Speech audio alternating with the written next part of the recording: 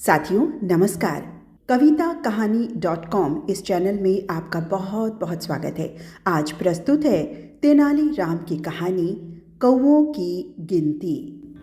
तेनालीराम की बुद्धिमत्ता और हाजिर जवाबी से महाराज कृष्णदेव अच्छी तरह परिचित थे।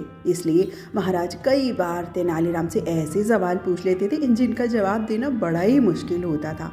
कोई और होता तो भाई महाराज के सवाल सुनकर अपना सर पकड़ लेता, लेकिन तेनालीराम के पास तो हर मर्ज की दवा थी और हार मानना तो जैसे उन्होंने सीखा ही नहीं था। अब एक दिन क्या हुआ, ऐसे ही एक दिन बैठे बैठे महाराज ने तेनालीराम से पूछा, तेनाली, क्या तुम बता सकते हो हमारे राज्य में कौवों की कुल कितनी संख्या होगी?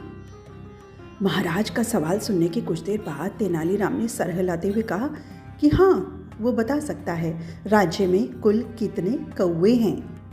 तेनालीराम की बात सुनकर महाराज ने कहा, एक बार फिर से सोच लो तेनाली, तुम्हें कौवों की सटीक संख्या बतानी है।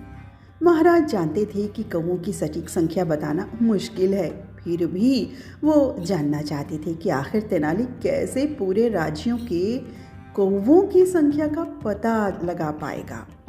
तेनालीराम ने फिर से पूरे विश्वास के साथ कहा, महाराज मुझे कुछ दिन का समय दीजिए, मैं आपको राज्य की कुल कौवों की संख्या ज़रूर बताऊंगा।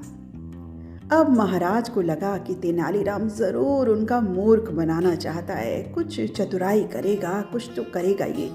महाराज ने तेनालीराम से कहा कि अगर ठीक एक सप्ताह बाद उन्हें राज्य के कौवों की संख्या नहीं बता पाया तो उसे मृत्यु दंड दिया जाएगा। महाराज की बात सुनकर तेनालीराम ने दोबारा विश्वास के साथ कहा, निश्चिंत रहिए महाराज, आपको आपके प्रश्न का सटीक उत्तर अगले सप्ताह तक मिल जाएगा। इसके बाद महाराज से अनुमति लेकर तेनालीराम चले गए। ठीक एक सप्ताह बाद तेनालीराम महाराज के समक्ष पहुंचे। तेनालीराम ने कहा, महाराज, मैंने हमारे राज्य के कुल कौवों की संख्या पता कर ली है। हमारे राज्य में कुल 2,20,021 कौवे हैं। अब भाई तेनालीराम का जवाब सुनकर महाराज हैरान हो गए, चकित हो गए। कहने लगे कि भाई क्या सच में उनके राज्य में कौवों की संख्या इतनी है?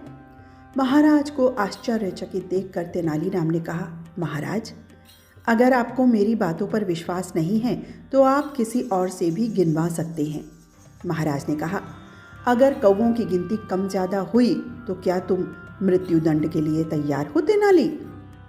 महाराज की बात सुनकर तेनाली ने कहा, मुझे पूरा विश्वास है कि हमारे राज्य में कौवों की संख्या 2,20,021 ही है।